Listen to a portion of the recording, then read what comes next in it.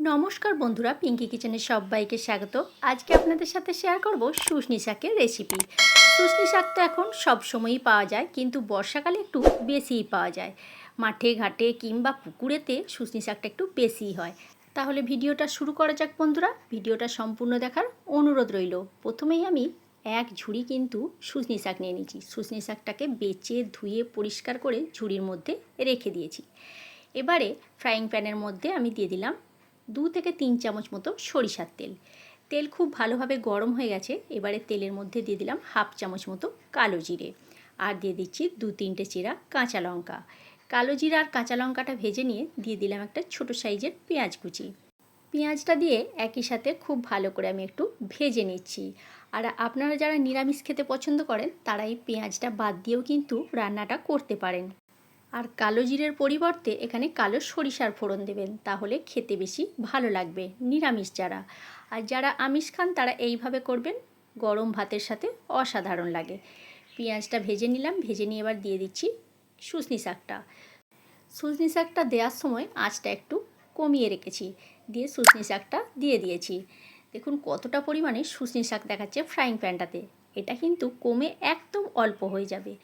আর শুশনি শাক খুবই নরম শাক, আর খুব তাড়াতাড়ি সিদ্ধও হয়ে যায় এটা। আর এটা খেলে কিন্তু শরীরের পক্ষে খুবই উপকারী। আর ঘুম ভালো হয় জানেন তো এটা খেলে। দুপুরে ভাতের সাথে খেয়ে দেখবেন ঘুমটা খুব ভালো হয়। সজনে শাকটা দেখুন দেওয়ার পর খুন্তিতে করে একটু আমি নাড়াচাড়া করে নিলাম। নাড়াচাড়া করে নিতেই দেখুন কতটা পরিমাণে কমে গেল। এবারে একটু ঢাকনা দিয়ে আমি রেখে দিচ্ছি।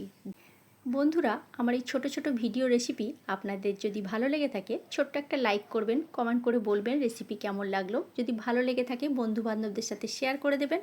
আর আমার চ্যানেলে যদি নতুন বন্ধু হয়ে থাকেন তাহলে আমার চ্যানেলটা সাবস্ক্রাইব করার অনুরোধ রইল।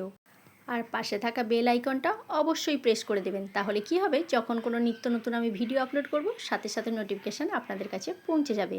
আপনারা ভিডিওটি দেখতে পাবেন। আর ফেসবুক পেজ থেকে দেখে থাকলে আমার পেজটি অবশ্যই ফলো করে নেবেন। দেখুন আমি 2 মিনিট চাপা দিয়ে রেখে দিয়েছিলাম। চাপা দিয়ে রাখার পর ঢাকনাটা খুলে দিয়েছি। এবারে খুব ভালো করে একটু নাড়াচাড়া করে নিলাম। এবারে এই পর্যায়ে আমি দিয়ে দিলাম স্বাদ মতো নুন। নুনটা কিন্তু একদম বুঝে শুনে দেবেন। শাকটা অনেকটা দেখে প্রথমেই যেন নুনটা দিয়ে দেবেন না, তাহলে কিন্তু শাকটা নুন হয়ে যাবে, খেতে ভালো লাগবে না। নুনটা দেওয়ার পর আবার একটু নাড়াচাড়া করে নিলাম। এবারে আমি সামান্য এখানে একটু জল ব্যবহার করছি। জলটা দেওয়ার একটাই কারণ, শাকটা আরেকটু যাতে ভালোভাবে সিদ্ধ হয়ে যায়, সেই জন্য সামান্য পরিমাণে আমি এখানে একটু জল ব্যবহার করছি। জলটা দেওয়ার পর আমি এখানে 2-3 মিনিট ঢাকনা দিয়ে ঢেকে দিচ্ছি। তারপর আমি 2-3 মিনিট পর ফিরে আসছি। দেখুন 2-3 মিনিট আমার হয়ে গেছে। এবার আমি ঢাকনাটা খুলে দিলাম। শাকটাও এখানে খুব ভালোভাবে সিদ্ধ হয়ে গেছে। সামান্য পরিমাণে একটু জল আছে, তার জল শুকিয়ে আসা পর্যন্ত একটু অপেক্ষা করতে হবে।